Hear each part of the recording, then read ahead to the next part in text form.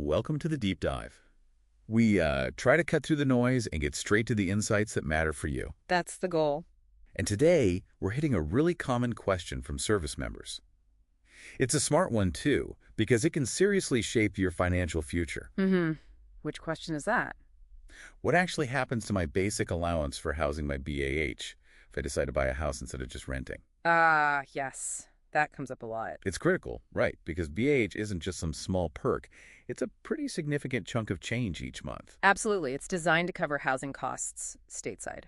And just quickly, for anyone needing a refresher of the amount, it depends on your duty station, your pay grade, and whether you have dependents, correct? That's right. The government's trying to make sure you have enough for housing wherever they send you, rent or own. But that switch from renting to owning, that's where things get interesting.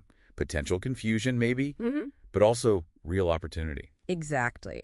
And that's our mission for this deep dive. We want to clarify exactly how BAH works when you buy, contrast it with renting, and really dig into what it means for you long-term, financially speaking. Yeah, how this benefit can go from just covering an expense to actually building wealth. Precisely. It's fascinating. Okay, so we know with renting, usually, that BAH money goes pretty much straight to the landlord. Maybe you pocket a little difference, maybe you paid extra. Right, standard stuff.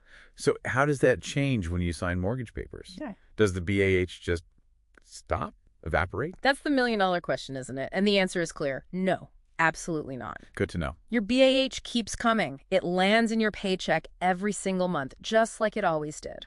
So the money flow itself doesn't change initially? Not initially, no. The critical difference is what you do with that money next, how you redirect it.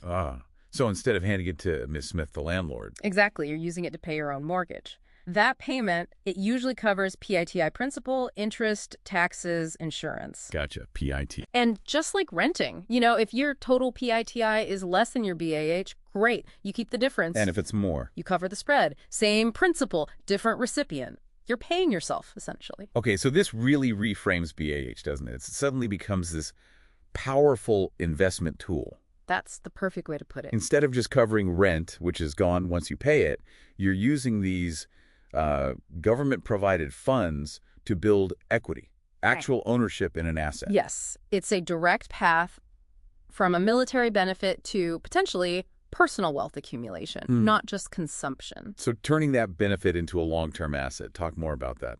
Equity growth. Definitely equity growth. Every mortgage payment you make with that BAH money chips away at the loan principal. That builds your ownership stake. Right. Imagine your BAH covers most of your $2,000 mortgage. That's $2,000 a month building your net worth, not someone else's. Plus stability, right?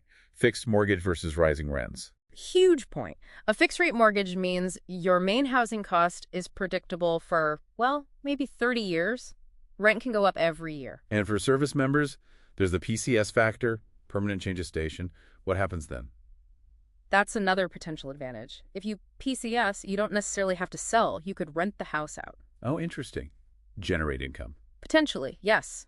Become a landlord yourself, and that rental income can continue paying the mortgage, building equity, even after you've moved away. That sounds pretty compelling for buying.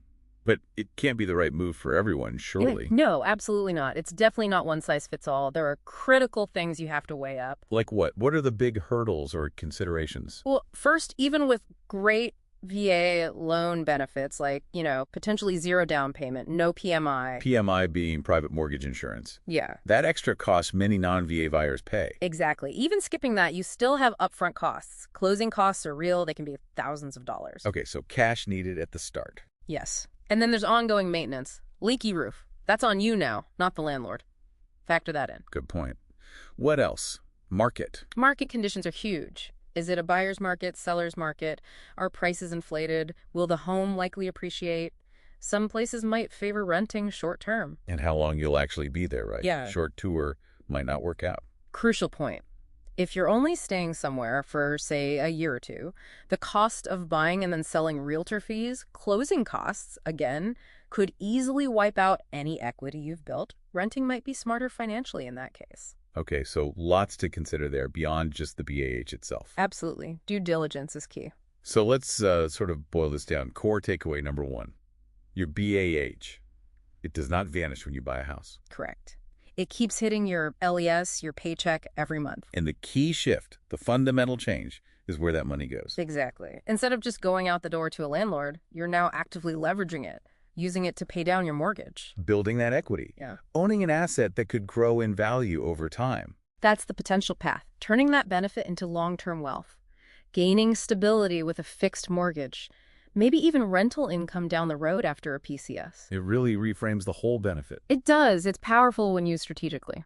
So the final thought for you, the listener, to chew on is this. When you factor in those upfront costs, the local market, how long do you think you'll be stationed there? How might using your BAH to buy actually reshape your financial future? Yeah, think about it. How could those monthly BAH payments, instead of just covering shelter, become a foundation for building your personal wealth over your career and beyond?